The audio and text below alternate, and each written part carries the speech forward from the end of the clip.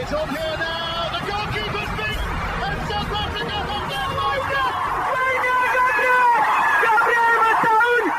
Shagger Sport 2010. ሰላም ጤና ይስጥልን እንደምናላችሁ የተከበራችሁና የተወደዳችሁ የሸገር ስፖርት ዊዝ አበበ ግደይ የዩቲዩብ ቻናል ቤተሰቦቻችን በያላችሁበት እጅግ አስደሳች ጊዜን እያሳለፋችሁ እንደሆነ ተስፋ እናደርጋለን። መልካሙን ሁሉም ለናንተ እንመኛለን። ታዲያ ይህንን ሸገር ስፖርት ዊዝ አበበ ግደይ የሚለውን የዩቲዩብ ቻናላችንን ሰብስክራይብ አድርጉት፣ የደውል ምልክቱን ተጫኑትና አዳዲስ ፕሮግራሞችን ስንለቅ መልእክት ይድረሳችሁ። ላይክ በማድረግ እንዲሁም ደግሞ ሊንኩን ለሌሎች በማጋራት በተከታዮች ቁጥር እንድንበዛ የምንሰራቸው ፕሮግራሞችም ብዙ ሰዎች ጋር እንዲደርስ የምታደርጉትን ጥረት አጠናክራችሁ ቀጥሉ እንላለን። እስካሁን ላደረጋችሁልን ድጋፍ፣ እገዛ እና እኛን ለማንቃት ለሄዳችሁት ርቀት በሙሉ ምስጋናችን ትልቅ ነው። በጣም እጅግ በጣም አድርገን እናመሰግናለን። የምናነሳው እንግዲህ ዓለም ዋንጫው የምድብ ማጣሪያ ጨዋታዎች እንደዚሁም የራውንድ ኦፍ 32 ራውንድ ኦፍ 16 ኳርተር ፋይናል ጨዋታዎችን አይተን አሁን 4 ብሔራዊ ቡድኖች ብቻ ቀርተዋል። አርጀንቲና፣ ፈረንሳይ፣ እንግሊዝ እና ስፔን ናቸው በግማሽ ፍጻሜ የቀሩት። በዚህም መሰረት የግማሽ ፍጻሜ ጨዋታው ነገና ከነገ በስቲያ ይደረጋል። ፈረንሳይ ከስፔን በጣም የሚገርም ጨዋታ ይሆናል ተብሎ የሚጠበቅ እንደዚሁም ደግሞ ገና ከማለፋቸው አስቀድመን ስንነጋገርባቸው የነበረው የአርጀንቲናና የእንግሊዝ ብሔራዊ ቡድኖች ተገናኝተውልናል። በእርግጠኝነት ወሬው ከነዚህ ሁለት ብሔራዊ ቡድኖች ጋር በተያያዘ እኛ ያነሳናቸውን ሀሳቦች የሚደግም ያንን የሚያጎላ ያንን የሚያሰፋ ነገር ይጠበቃል። አርጀንቲና ከእንግሊዝ ነዋ እየተጫወቱ ያሉት። እነ ጋሪ ሊኒከርም በዛው ጉዳይ ላይ ሀሳብ ሲለዋወጡ አይቻቸዋለሁ። የሚገርም ነው የእውነት ለመናገር። ምን ገረመህ ብትይኝ ሊዮኔል ሜሲ እስከዛሬ ድረስ በዚህ ሁሉ የእግር ኳስ ተጫዋችነት ህይወቱ በዚህ ሁሉ የጉብዝና ዘመኑ የእንግሊዝን ብሔራዊ ቡድን ገጥሞ ያውቅ። በጣም ነው የገረመኝ ጋሪ ሊኒከር ሲያነሳው። የሌሎቹም የአለን ሺረርም የጆ ኮልም ሪያክሽን የነበረው የእውነትህን ነው የሚል ነው እና ለመጀመሪያ ጊዜ እንግሊዝን የሚገጥምበት ነው። የማራዶናን ምትክ እንደውም ከማራዶና የባሰውን አገኘው ለምትለው አርጀንቲና ማራዶና እንግሊዝን ምን እንደሰራ ስለሚታወቅ አሁን በሊዮኔል ሜሲስ ደግሞ እንግሊዝ ላይ ምን ይደርስ ይሆን የሚል አይነት ነገር ይነሳል። ግን አሁን ወደ ትኩረት ነጥባችን እንመለስ። የትኩረት ነጥባችን የሚሆነው ያንን በዝርዝር እንመለስበታለን ብዬ ነው። የትኩረት ነጥባችን የሚሆነው ዓለም ዋንጫው እና የእስከዛሬ ጉዞ የሚለው ነው። ይሄንን በሁለት መንገድ ማየት ተገቢ ይመስለኛል። አንደኛው ዓለም ዋንጫው ከመጀመሩ በፊት የነበረው ጭቅጭቅ፣ ዓለም ዋንጫው ከተጀመረም በኋላ ከሜዳ ውጪ በነበሩ ጉዳዮች ትኩረታችን የተወሰደባቸው ነገሮች እና ሌሎች ብዙ ልናነሳቸው የምንችላቸው ነገሮች አሉ። ያ ኳስ አይደለም፣ ከኳስ ውጪ ነው። ልክ እንደነ ጋሪ ሊኒከር ሁሉ ዘሬሲስ ፉትቦል ብለን ካልሄድን በስተቀረ የደጆቹ ጉዳዮች በብዙ መንገድ ትኩረትን የሳቡ ሆነው ቆይተዋል። 48 የመሆንን ጉዳይ ተገቢነት በተመለከተ ጭምር ማለት ነው። አንዛዛው የሚል ሃይድሬሽን ብሬክ የሚባለው እና እሱ የሚያነሳው ትኩረት የብሔራዊ ቡድን ተጫዋቾች፣ የብሔራዊ ቡድን የልዑካን ቡድን አባላት እናም አንዳንድ ሰዎች ወደ አሜሪካ መግባት መከልከል እናም ደግሞ የገባ ወጣ ልዩ ፈቃድ ለንደን ኢራን አይነት ብሔራዊ ቡድኖች የተሰጠበት ያነጋገረበት ያጨቃጨቀበት ብዙ ነው ሊነሳ የሚችለው። ያንን የዓለም ዋንጫው ሲያልቅ በደንብ እንመለስበታለን ብዬ አምናለሁ። ምን ገባን፣ ምን ተማርን እና አንዳንዴም ብርቱ ከሆነን የት ነን ብሎ መጠየቅም ደግሞ በጣም በጣም አሪፍ ነው። ለምሳሌ የኢትዮጵያ እግር ኳስን ለሚመራ ሰው፣ የኢትዮጵያ እግር ኳስ ውስጥ ላለ ሰው ተጫዋች ማለት ነው፣ አሰልጣኝ ማለት ነው፣ ለእንደነዚህ ያሉ በቀጥታ እግር ኳሱ ላይ ራሳችሁን ግለጹ ቢባል የኢትዮጵያ እግር ኳስ ፌዴሬሽን ፕሬዚዳንት ነኝ፣ ከፍ ካልሽ ደግሞ የባህልና ስፖርት ሚኒስትር ነኝ፣ ከዛ ደግሞ አሰልጣኝ ነኝ፣ ከዛ ደግሞ ተጫዋች ነኝ ምናምን ለሚሉ ሰዎች ህዝቡ እኔ የአርጀንቲና ነኝ ሲል፣ እኔ የብራዚል ነኝ ሲል፣ እኔ የፈረንሳይ ነኝ ምናምን እያለ ሲያወራ ወዲ ዩ ፊል ምረብ ይሰማሽ ምንድን ነው የሚሰማሽ? ያኛው ለምን እንደሚል ይገባኛል። የእግር ኳስ መውደዱ ነው፣ የእግር ኳስ ፍቅሩ ነው እና እሱ የሚወደውን እግር ኳስ በተሻለ መንገድ እየተጫወቱ ነው የሚላቸውን ብሔራዊ ቡድኖች እና ተጫዋቾች ይከተላል። ሳስ ኖርማል። አለመኖር እንዲያበቃ ግን ምን እየሰራሁ ነው ማለት ግን አለበት። አለመኖር የሆነ ሰሙዌር መብቃት አለበት። ይኸው 64 ሚሊዮን በኋላ እናነሳዋለናል። 32 ሲሆን የለንም፣ 16 ሲሆን የለንም፣ 32 ሲሆን የለንም፣ 48 ሆኖም የለንም፣ 64 ሲሆን ስንኖራለሁ ነው። ያ ማለት የፊፋ አባል ሀገራት ውስጥ 1/3 ዓለም ዋንጫ ውስጥ ይገባል ማለት ነው። አር ዊ ሬዲ ቱ ቢ ፓርት ኦፍ ኢት? ዝግጁነት ይታያል እያሉ መጠየቅ በጣም የሚያስፈልግም ይመስለኛል። እንመለስበታለን፣ ግድ የለም ግን ሊቆጭ ይገባዋል የሚል ስሜት አለኝ እኔ የእውነት ለመናገር። ዓለም ዋንጫው ግን ይቀፋል ብለን ጠብቀን ነበር አይደል? 48 በመሆናቸው ይንዛዛል ብለንም ፈርተን ነበር አይደል? የፉክክር ምጣኔውን ያጣልም የሚል ትችት ነበር እኮ ገና ውድድሩ ከመደረጉ በፊት።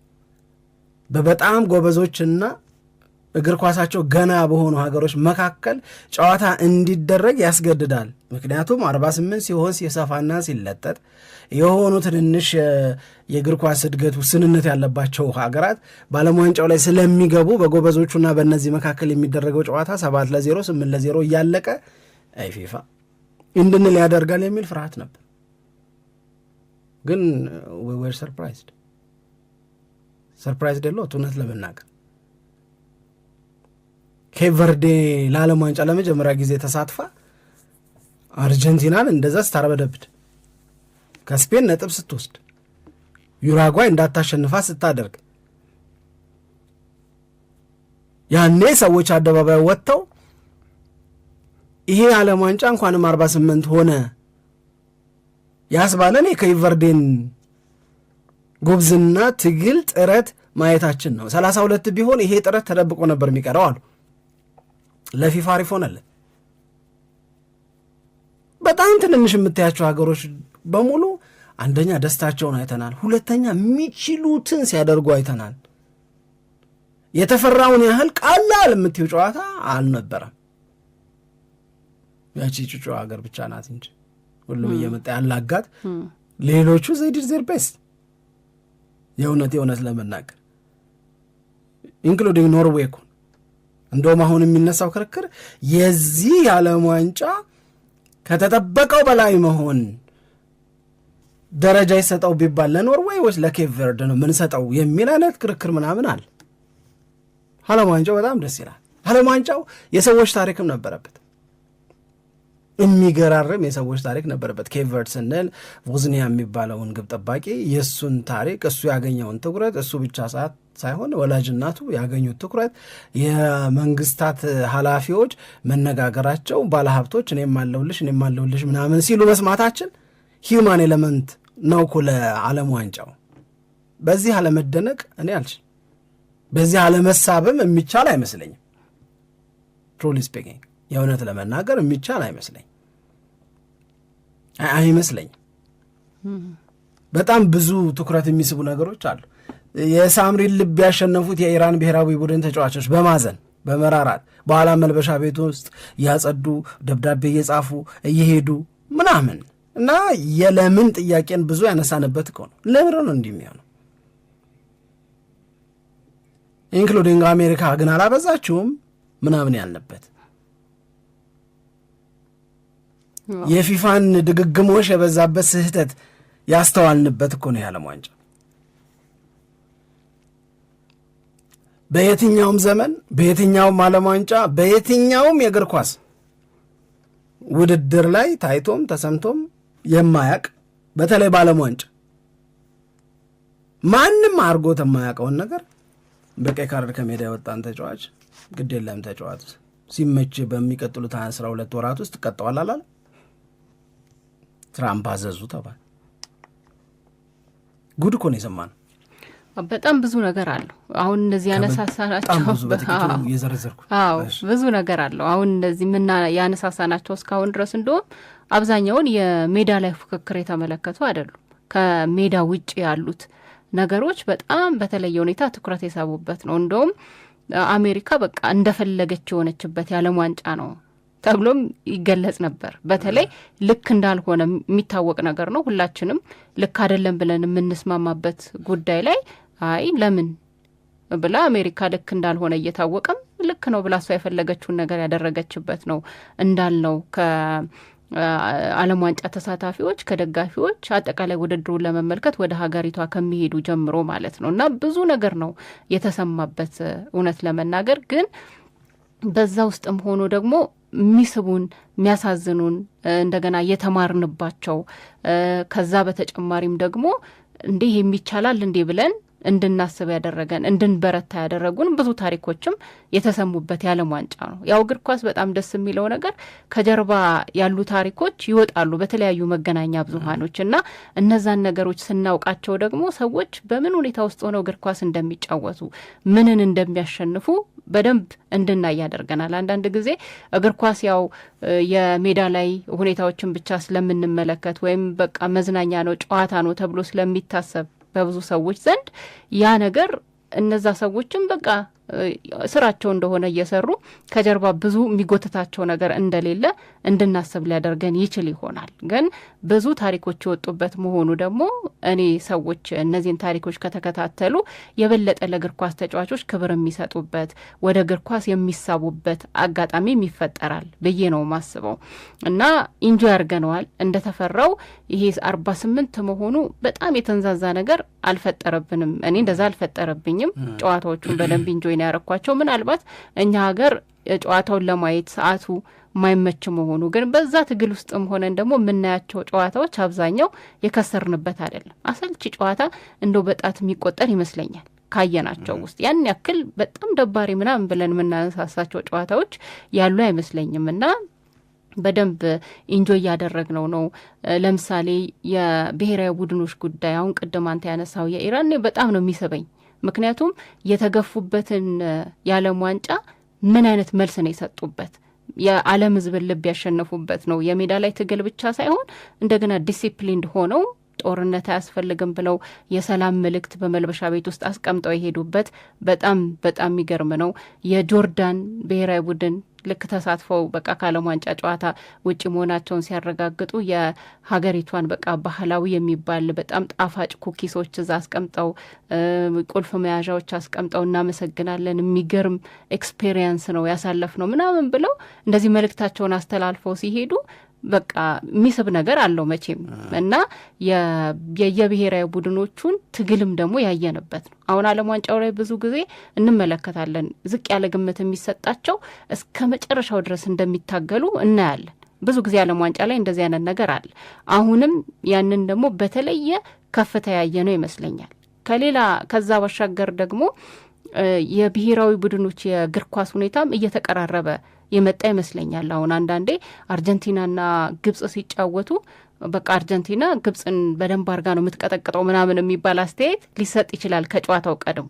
ሜዳ ላይ ያየነው ግን ምንድን ነው? እኔ የግብጽ ብሔራዊ ቡድን በጣም በቃ የአርጀንቲናን መቋቋም ብቻ ሳይሆን በራሱ ኳሊቲ ያለው ብሔራዊ ቡድን በቃ በደንብ ነገሮችን መጋፈጥ የሚችል ብሔራዊ ቡድን እንደሆነ ያየንበት ነው። አርጀንቲናን ለመቋቋም ብቻ ሳይሆን በራሱም ጥሩ ብሔራዊ ቡድን መሆኑን ተጫውቶ ማሸነፍ የሚችል መሆኑን ባያሸንፍ እንኳን በቃ የሚችለውን ነገር የሚያደርግ ብሔራዊ ቡድን መሆኑን ያየንበት ነው እና እነዚህ ነገሮች መኖራቸው የበለጠ ዓለም ዋንጫውን ኢንጆይ እንድናደርገው አግዞናል ብዬ ነው የምረዳው።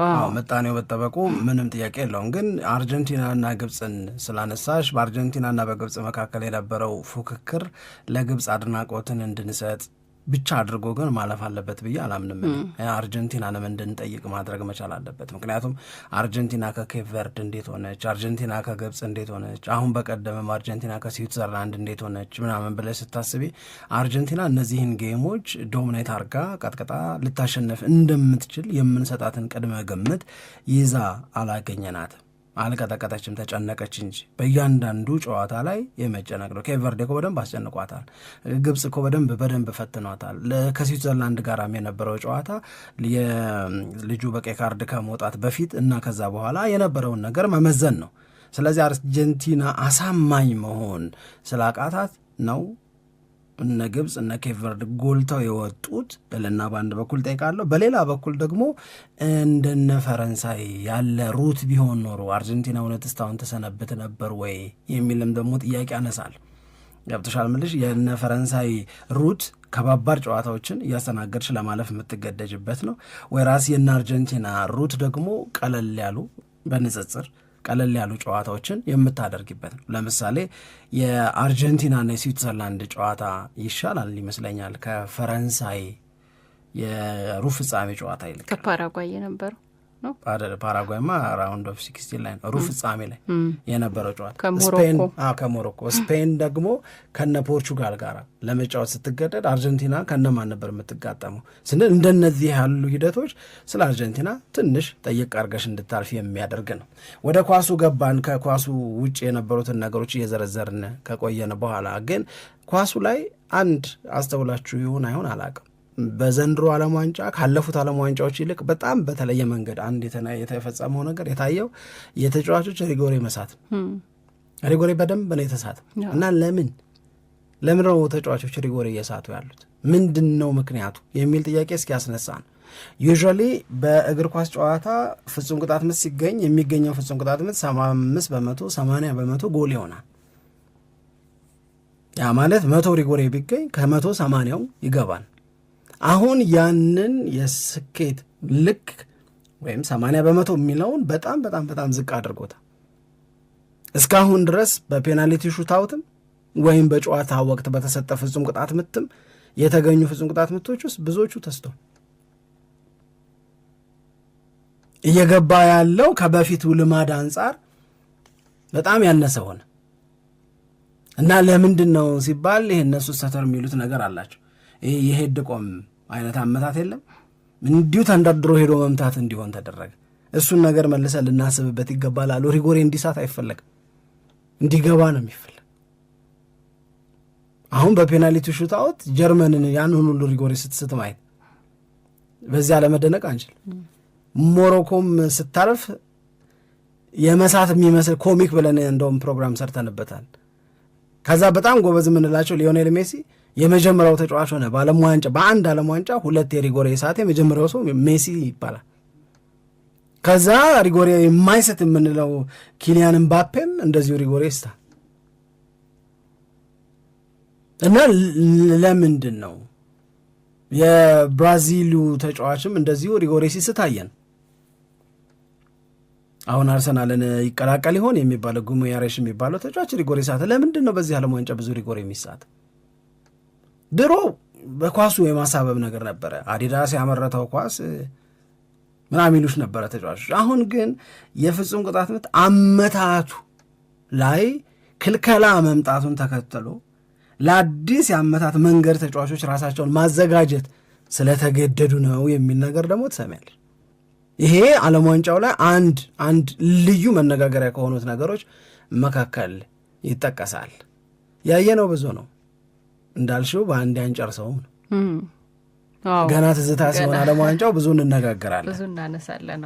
የማንቼን ጉዳይ እሺ፣ የኤደርሰን ዝውውር ጉዳይ ምንድን ነው ከምን ደረሰ የሚል ጥያቄ እየመጣ ነው የሚገኘው። እንኳን ስለ አንድሬ ሳንቶስ ነው ማውራት የምፈልገው፣ ግን የኤደርሰንን መነሳት አለ። አንዳንዱ እንኳን ከሸፈ ይላል፣ አንዳንዱ እንኳን ከሸፈ ይላል። እንደገና ሊያንሰራራ ነው ብሎ ደግሞ የሚደሰትም የሚደነግጥም አለ አላው። ግን ደግሞ ምንድን ነው ተያያዥ የሚባሉ ተደጋጋሚ መረጃዎችም ደግሞ እየወጡበት እያየው ነበረ። አሁን መጨረሻ ላይ ከኤደርሰን ጋር በተያያዘ የወጣው መረጃ የሚያሳየው ነገር ለአትላንታ ውሉን ሊያራዝም ይችላል የሚለው ነው። ምክንያቱም የማንቸስተር ዩናይትድና የኤደርሰን የዝውውር ጉዳይ ኮላፕስ አድርጓል። በቃ ይሄ የተረጋገጠ ዜና ሆኖ ወጥቷል። ምክንያቱም የመጀመሪያ የሕክምና ምርመራውን እዛው ዓለም ዋንጫውን እያደረገ በነበረበት ጊዜ የተመረመረ ያ ነገር አላስደሰተውም ማንቸስተር ዩናይትድን። ከዛ ወደ እንግሊዝ መጣ። በዛም ሁለተኛ የሕክምና ምርመራ ተደረገ። ይህም የሕክምና ምርመራ ማንቸስተር ዩናይትድ ኤደርሰንን እንዲያስፈርመው የሚያስተማምን ሆኖ አልተገኘም ተብሏል።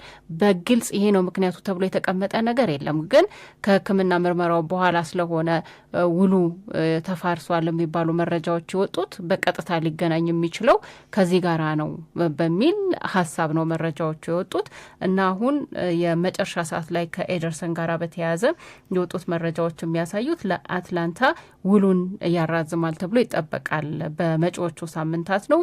ውሉንም ደግሞ ለ5 ዓመት ያራዝማል ተብሎ እየተጠበቀ ነው የሚገኘው። ይሄ አንድ የተሰማ ነገር ሆኗል። ለአትላንታ ግን አልፈርምም ውሌን አላራዝምም የሚል ከሆነ ቀሪ ጊዜያቶች አሉት። ያው ኮንትራቱን ለመጨረስ ወደ 10 ወር አለው እና በዛ ጊዜ ውስጥ ወደ ሌላ ክለብ የሚሄድበትንም እድል ማመቻቸት ይችላል ተብሎ ነው የተገለጸው። አትላንታ ግን ኤደርሰን ምንም ችግር የለበትም ፊትና ሬዲ ነው ወደ ጨዋታ ለመግባት ብሏል። ሌላ አማራጭ እንኳን ከዚህ በኋላ ብዙም የሚያዋጣና የሚያስኬድ አይመስለኝም። ኦፍኮርስ አንዳንድ ኤክሰፕሽናል የሆኑ ነገሮች ሊያጋጥሙ ይችላሉ። የማንቸስተር ዩናይትድ ሊቀላቀል በሁሉም ነገር ስምምነት ላይ ከተደረሰ በኋላ የተገኙ አንዳንድ የምርመራ ውጤቶች ዩናይትድ ከዚህ ዝውውር ራሱን እንዲያረቅ ራሱን እንዲያገል ካደረጉት ሌሎች ክለቦች ይህንን ተጫዋች ኮንሲደር ለማድረግ ይፈራሉ ወይም ደግሞ የበለጠ ጥንቃቄ ያደርጋሉ። ይሄ 2 ነገሮችን ያጎድላል። አንድም የልጁን ከዚህ በኋላ የመዘዋወር እድልን ይገታል። 2ም ደግሞ የልጁን የመሸጫ ዋጋ ደግሞ እንደገና ያሳንሰዋል። እንግዲህ ከ38 በታች ሊያደርገው ይችላል። ይሄ ልጅ እንዲህ ያለ የጉዳት ሪስክ አለው፣ እንዲህ ያለ የሕክምና ምርመራ ውጤቱ ላይ የሚያሳየው ወይ የሚያመላክተው ነገር አለ። ስለዚህ ይሄንን ሪስክ ወስደን ነው የምንገዛችሁና እንዴት ይህንን ያለን እንከፍላለን ባዮች ሊኖሩ ይችላሉ። አታላንታዎች ይህንን ተጫዋች በመጀመሪያ ማንቸስተር ዩናይትድ ጋር ከመስማማታቸው በፊት የደጋፊዎቹ ፍላጎት የነበረው አትሽጡት ነው። ለምን ይሄዳል ነው፣ ከኛ ጋር እንዲቆይ ይፈልጋለሁ ባዮች ነበሩ የአትላንታ ደጋፊዎች። ግን በኋላ ልጁ መሄድ ነው የምፈልገው አለ፣ አዲስ ቻሌንጅ እፈልጋለሁ ስላለ ነው እየከፋቸውም ቢሆን የሸኙት። ይህንን ችግር አታላንታዎች ቀድሞ ያውቃሉ አያውቁም፣ ግን ያው ዞሮ ዞሮ ባለቤት ናቸው። ገና ውል አላለቀም በሁለቱ መካከል። ከነዚህ ችግሩም ቢሆን የማቆየት ግዴታ አለባቸው፣ ወይም ከነዚህ ችግሩም ቢሆን ለሱ እየከፈሉ የልጁን ኮንትራት ማክበር ግዴታቸው ነው የሚሆነው። ስለዚህ ማንቸስተር ዩናይትድ በአሜሪካም በእንግሊዝም አጠራጠረኝ ያለውን ነገር እያወቀ ያለውን ገንዘብ አውጥቶ ለዚህ ዝውውር ሊያውል አለመፍቀዱ በማንቸስተር ዩናይትድን በኩል ደግሞ በጣም ትክክል ነው የሚሆነው ብዬ ነው የማምነው። ሌሎች ክለቦችን ከመሄድ ይልቅ በአትላንታ ደጋፊዎቹ የሚወዱት ተጫዋች ነው። እሱም አታላንታን በደንብ አድርጎ ያውቃል። እዛው የሚቆይበት እድል ሰፊ ይመስለኛል አሁን ካለው ተጨባጭ እውነት አንጻር። ሁለተኛው የማንቸስተር ዩናይትድ ትልቁ ጉዳይ የሆነው በቼልሲና በማንቸስተር ዩናይትድ መካከል ስምምነት ላይ ተደርሷል። ምን በማድረግ 48 ሚሊየን ፓውንድ ማንቸስተር ዩናይትድ በቀጥታ ይከፍላል። የልጁ የዩናይትድ ቤት ቆይታ እየታየ ደግሞ 2 ሚሊዮን ፓውንድ በአድኦንስ ይጨምራል። 3ኛ ስምምነት አለው። ይህንን ምን ያህል ሰዎች እንደሰሙት አላቅም፣ ግን ከወደፊት የዚህ አንድሬ ሳንቶስ ሽያጭ ላይ 10 በመቶውን ቼልሲ ይወስዳል የሚል ማለት ነው። በእነዚህ 3 ነገሮች ናቸው ፋይናንሻል የተስማሙት። 48 ሚሊዮን በቀጥታ የሚከፈል፣ 2 ሚሊዮን የልጁን ውጤት ታይቶ የሚጨመር፣ ከዛ የወደፊት ሽያጭ 100 ሚሊዮን የሚሸጥ ከሆነ ለቼልሲ 10 ሚሊዮን ሊከፍል ማንቸስተር ዩናይትድ ተስማምቷል። 10% ኦፍ ዘ ፊውቸር ሴልስ ማለት ነው። ይህንን ከግምት ውስጥ አስገብተን ይሄ ልጅ እንዴት ያለ ተጫዋች ነው ሲባል አንድሬ ሳንቶስ አንድ ዕድሜ በጣም ጥሩ ነው፣ 22 ነው። 22 ዕድሜ ላይ የሚገኝ ነው። ብራዚላዊ ነው። ቦክስ ቱ ቦክስ ሚድፊልደር ነው። ይህንን ማንቸስተር ዩናይትድ ይፈልገዋል ግጥም አድርጎ። እንዲህ ያለ ተጫዋች ነው የሚፈለገው። በቦክስ ቱ ቦክስ ሚድፊልደር ቦታ ላይ የሚጫወቱ ተጫዋቾች ይፈልጋሉ። ስለዚህ ይህንን ተጫዋች ቼልሲ ሲገዛው የገዛው ከቫስኮ ዳጋማ ነው። የገዛው በ18 ሚሊዮን ፓውንድ ነው። 2023 እስከ 2026 ድረስ የቼልሲ ሆኖ ቆይቷል። ስለዚህ አሁን 18 የገዛውን 30 አትርፎ 48 ሸጦታል። 2 ይጨምራል፣ ያው 32 አተረፈ ማለት ነው። ከወደፊት ሽያጩ 10% የሚያገኝ ከሆነ ደግሞ እንደዛው ነው። ያው የወደፊት ሽያጩ 10% ማለት ማንቸስተር ዩናይትድ ለሱ ከከፈለው በላይ ከሚሸጠው ነው እንጂ ለቼልሲ ከከፈለው ጋር የሚያያዝ አይደል። ይህንንም ከግምት ውስጥ ማስገባት ይገባል። አንድሬ ሳንቶስ ማንቸስተር ዩናይትድን ተቀላቀለ ሲባል ብዙ የዩናይትድ ደጋፊዎች አልጠሉትምም አልወደዱትም። ይሄ ለብ ያለ ስሜት ላይ ያሉ ነው የሚመስለኝ። እኔ ያቃጥላልም ይቀዘቅዛልም ማቲው አይነት ነገር ማለት ነው። አንዳንድ ተጫዋቾች ዝውውራቸው ሰለብሬት የሚደረግ አይሆንም። ምናልባት አገልግሎታቸው ሊሆን ይችላል ሰለብሬት የሚደረገው። ምክንያቱም የማንቸስተር ዩናይትድ ደጋፊዎች በብዛት ሲጠብቁ የነበረው ከፍ ያለ ስም ያላቸው ይሄ ፕሩቭን የሆነ በቲም ኢምፓክት የሚኖራቸው ተጫዋቾች ይቀላቀሉን ይሆን ነው። ኤሊየት አንደርሰን፣ ሳንድሮ ቶናሊ፣ ኦሬሊየን ቹዋሚኒ ምናምን እያልሽ ቆይተሽ አንድሬ ሳንቶስን አስፈረመ ስትባይ በላይክ ልታልፊው ምናምን ይቸግርሽ ይሆናል። ስታይ ግን ዋት ወንደርፉል ሳይኒንግ ሬስ ልትይ ትችላለች። ልክ ለምሳሌ ሴኒ ላሜንስን ሲያስፈርም ማንቸስተር ዩናይትድ ብዙም እኮ የተደሰተ ሰው አልነበረም በዝውውር ዜናው። ነገር ግን በልጁ ፐርፎርማንስ ከአንድሬ ኦናናና ከአልታይ ገላገለን ብለው ግን በጣም የተደሰተ ሰው እንዳለው ሁሉ ማለት ነው። ይሄ ልጅ ለብራዚል ብሔራዊ ቡድን 6 ጨዋታዎችን ብቻ ማድረግ የቻለ ነው። ኤንዞ ማሬስካ ቼልሲ ቤት እያሉ አንድሬ ሳንቶስን በተመለከተ የተናገሩት ነገር ሂ ኢዝ ኤ ቬሪ ኤክሰለንት ፕሌየር ምናምን ብለው ጠቅሷል። ኤክሰለንት የሚለውን ግሬድ ነው የሰጠው ማን ነው ማሬስካ አሁን ማንቸስተር ሲቲን እያሰለጠነ ያለው እና በፖዚሽኑ የሚያጫውተው ከሆነ ማንቸስተር ዩናይትድ የበለጠ ከአንድሬ ሳንቶስ ትልቅ አገልግሎት ሊያገኝ እንደሚችል ባለሙያዎች እና የልጁ የስካውቲንግ ሪፖርት ላይ በደንብ ተጠቅሷል። የእሱ ትክክለኛው ቦታ ከእሱ ትልቅ አገልግሎት የሚፈልግ ከሆነ ማንቸስተር ዩናይትድ ይሄ ዲፐር ኢን ሚድፊልድ ቦታ ላይ ነው ሊጠቀምበት ወይም ደግሞ ሊያገለግለው የሚችለው እና ማቹሪቲ ወይም በእድሜ የጨመረ ሲሄድ ማንቸስተር ዩናይትድ እንኳን ኖሩኝ ከሚላቸው ተጫዋቾች መካከል አንዱ አንድሬ ሳንቶስ እንደሚኖር ምንም ጥርጥር የለውም። እንደውም ይሉና ሌሎቹ ደግሞ ትንሽ በልዩነት የሚያስቀምጡት ነገር ምንድን ነው? ልጁ ዕድሜው 22 ነው። ልጁ 22 ዓመት ዕድሜ ላይ ለሚገኙ ተጫዋቾች ይበዛባቸዋል ይላል። ከ22 ዓመት ተጫዋች የማይጠበቅ ብስለት ማቹሪቲ በሚናው በፕሮፌሽናሊቲ በጣም የሚገርም ሰርቪስ የሚሰጥ ነው ይላሉ። በ2025/26 የውድድር ዓመት ለቼልሲ 27 የፕሪሚየር ሊግ ጨዋታዎችን የተጫወተ ከእነዚህ 27 ጨዋታዎች በ13ቱ የመጀመሪያ ተሰላፊ የሆነ ነው።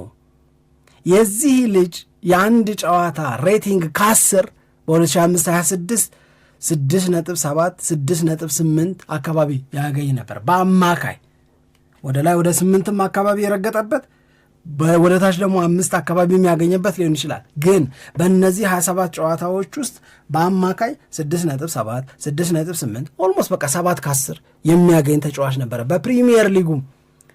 ዊ ካን ሴት ዘ ባድ ሳይኒንግ እንደዚህ ከሆነ 7 ከ10 ከሆነ ገባሽ። አሁን እዚህ የማንቸስተር ዩናይትድ ቤት ውስጥ ምን ያስባሉ የሚለው ነገር ደግሞ ወሳኝ ነው። አውትሻይል ሊያደርግ ይችላል፣ ቡም ሊያደርግ ይችላል። አሁን እየነገርን ያለነው ያለፈውን የአንድሬ ሳንቶስን እውነት ነው። ማንቸስተር ዩናይትድ ይህንን ለምን ፈለገው ይህንን ተጫዋች የሚለው ጥያቄ በጣም ግልጽ ነው። ካዜሜሮ 2026/27 ላይ በጭራሽ ማንቸስተር ዩናይትድ ቤት የለም፣ ተሰናብቷል። ኡጋርቴ እንደዚሁ በጉዳት ምክንያት የለም። ስለዚህ ካሪክ በ6 ቁጥርና በ8 ቁጥር ቦታ ላይ እያፈራረቀ ሊጠቀመው የሚችለው ተጫዋች ያስፈልገዋል ማለት ነው። አንድሬ ሳንቶስ ይህንን ቮይድ ይህንን ክፍተት ሊሞሉ ከሚችሉ ተጫዋቾች መካከል አንደኛው ነው።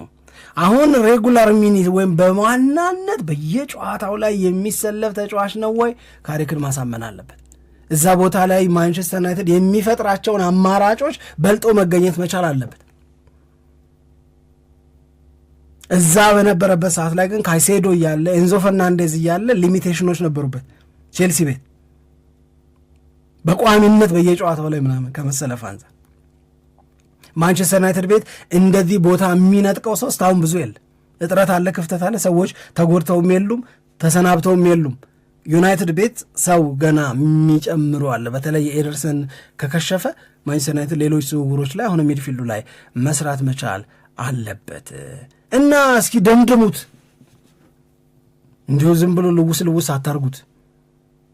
የዚህ ልጅ ዝውውር ለማንቸስተር ዩናይትድ እንዴት ይገለጻል ምናምን ከተባለ ኮንክሉዥኑ ሊሆን የሚችለው ፊኒሽድ የሆነ ሱፐርስታር አይደለም።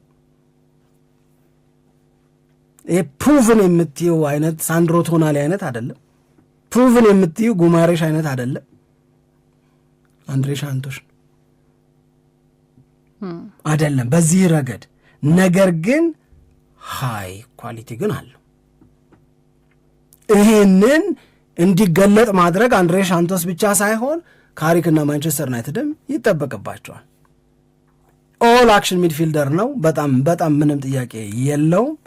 ዲፌንሲቭ ቤዙ በጣም ቆንጆ ነው። ሩጫ ላይ ጎል ላይ ውስንነቶች ሊኖሩት ይችላል።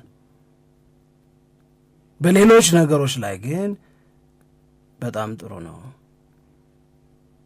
ጎል ላይ ስንል ለምሳሌ በፕሪሚየር ሊጉ 28 የፕሪሚየር ሊግ ጨዋታዎችን አድርጓል ካለ አንድ ጎል ነው ያገባው። ጎል ያገባልኝ እንደ ካዚሜሮ ብለሽ እንዳትጠብቂ ማለት ነው። እዚህ ላይ ውስንነት አለበት። የእስካሁኑ ተሳትፎውን በተመለከተ ሊግ 1 ላይ ፈረንሳይ ሊግ 1 ላይም ሲጫወት ስለነበረ 10 ጎሎችን አስቆጥሯል። ኦኬ ፈረንሳይ ላይ ለምን 10 አገባ? እንግሊዝ ፕሪሚየር ሊግ ላይ ለምን አንድ ብቻ አገባ? ይህንን መጠየቅ በጣም ያስፈልጋል። 48 ሚሊዮን ፓውንድ ለዚህ ተጫዋች መውጣቱ ግን ካዚሜሮን ለመተካት ከማሰብ አንጻር ዛሬንም ነገንም ያስተካክላል ብሎ ላመነ ሰው ጉድ ቢዝነስ ለማንቸስተር ዩናይትድ ብዬ አምናለሁ። አመሰግናለሁ። እናመሰግናለን። እኛም አድማጮቻችን በጣም እናመሰግናለን። አብራችሁን ቆይታችሁ ፕሮግራማችንን ስለተከታተላችሁ መልካም ቀን ይሆነላችሁ እንላለን። ኢትዮጵያ ለዘላለም ትኖር።